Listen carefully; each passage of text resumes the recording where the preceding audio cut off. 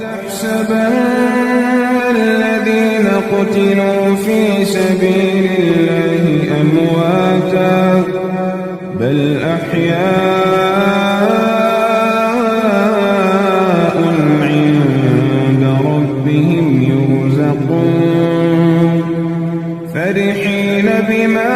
آتاهم الله من فضله ويستبشرون بالذين لم يلحقوا بهم من خلفهم ألا خوف عليهم ولا هم يحزنون